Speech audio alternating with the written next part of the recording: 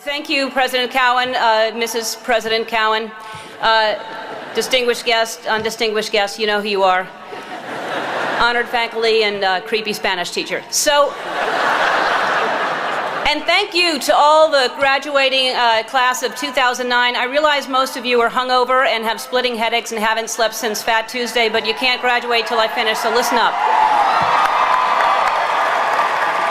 When I was asked to make the commencement speech, I immediately said yes. Then I went to look up what commencement meant, which would have been easy if I had a dictionary, but most of the books in our house are Porsches and they're all written in Australian. So I had to break the word down myself to find out the meaning. Commencement, common and cement. Common cement. You commonly see cement on sidewalks. Sidewalks have cracks, and if you step on a crack, you break your mother's back. So there's that. But I'm honored that you've asked me here to speak at your common cement. I thought that you had to be a famous alumnus. You had to graduate from the school. And I didn't go to college here, and as I don't know if President Cowen knows, I didn't go to college at all, any college. And I'm not saying you wasted your time or money, but look at me, I'm a huge celebrity.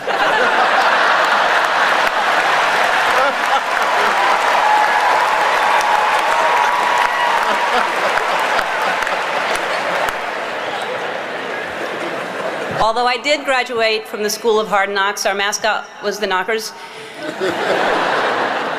I spent a lot of time here growing up. My mom worked at Newcomb, and I would go there every time I needed to steal something out of her purse. But why am I here today? Clearly not to steal. You're too far away, and I'd never get away with it. I'm here because of you, because I can't think of a more tenacious, more courageous graduating class. I mean, look at you all wearing your robes. Usually when you're wearing a robe at 10 in the morning, it means you've given up. I'm here because I love New Orleans. I was born and raised here. I spent my formative years here, and like you, while I was living here, I only did laundry 6 times. When I finished school, I was completely lost, and by school I mean middle school, but I went ahead and finished high school anyway, and I had no ambition. I didn't know what I wanted to do. I did everything from I shucked oysters, I was a hostess, I was a bartender, I was a waitress, I painted houses, I sold vacuum cleaners. I had no idea. And I thought I'd just finally settle on some job and I would make enough money to pay my rent, maybe have basic cable, maybe not. I didn't really have a plan. My point is that by the time I was your age, I really thought I knew who I was, but I had no idea. Like, for example, when I was your age, I was dating men.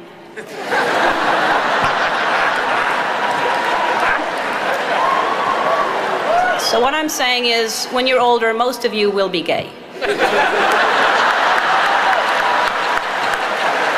anybody writing this stuff down? Parents?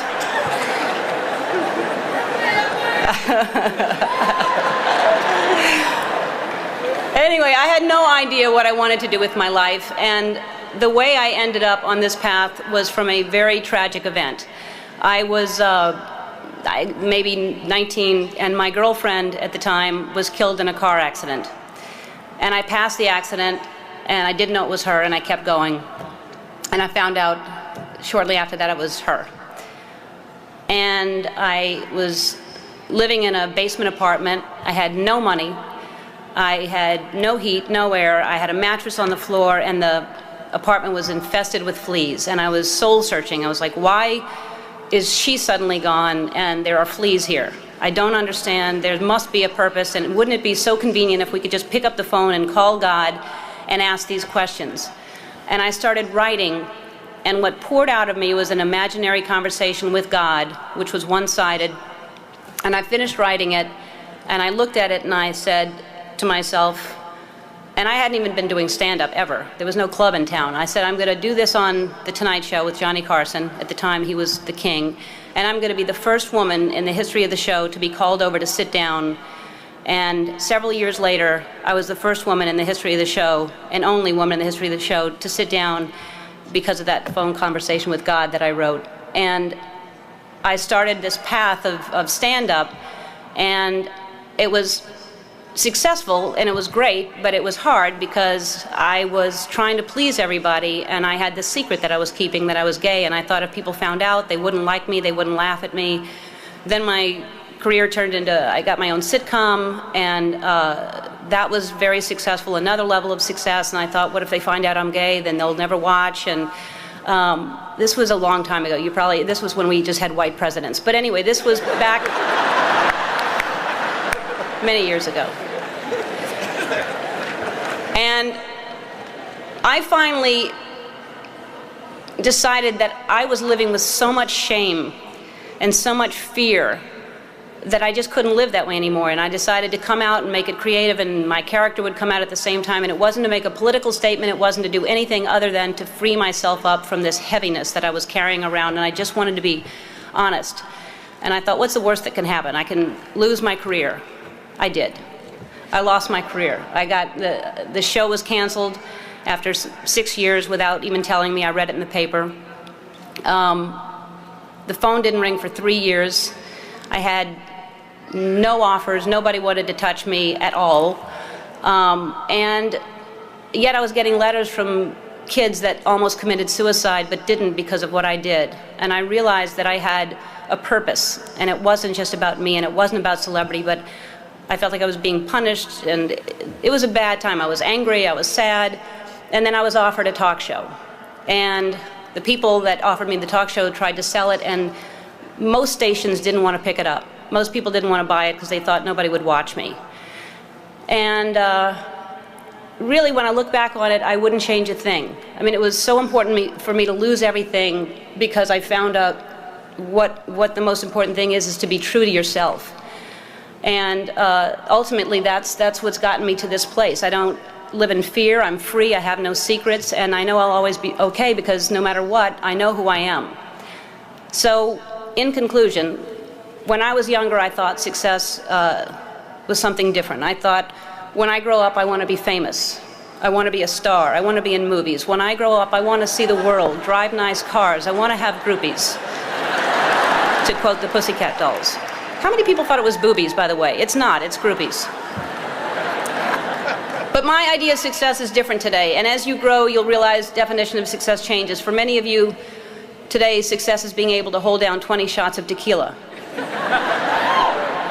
For me, the most important thing in your life is to live your life with integrity and not to give in to peer pressure to try to be something that you're not.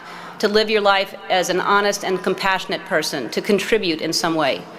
So to conclude my conclusion, follow your passion, stay true to yourself, never follow someone else's path unless you're in the woods and you're lost and you see a path, then by all means you should follow that. Don't give advice, it'll come back and bite you when they ask. Don't take anyone's advice. So my advice to you is to be true to yourself, and everything will be fine. And I know that a lot of you are concerned about your future, but there's no need to worry. The economy is booming, the job market is wide open, the planet is just fine. It's going to be great. You've already survived a hurricane. What else can happen to you? And as I mentioned before, some of the most devastating things that happen to you will teach you the most. And now you know the right questions to ask for your first job interview, like, is it above sea level? So to conclude my conclusion that I previously concluded in the Commencement speech, I guess what I'm trying to say is life is like one big Mardi Gras. But instead of showing your boobs, show people your brain. And if they like what they see, you'll have more beads than you know what to do with. And you'll be drunk most of the time. So to the Katrina Class of 2009, I say congratulations. And if you don't remember a thing I said today, remember this. You're going to be okay.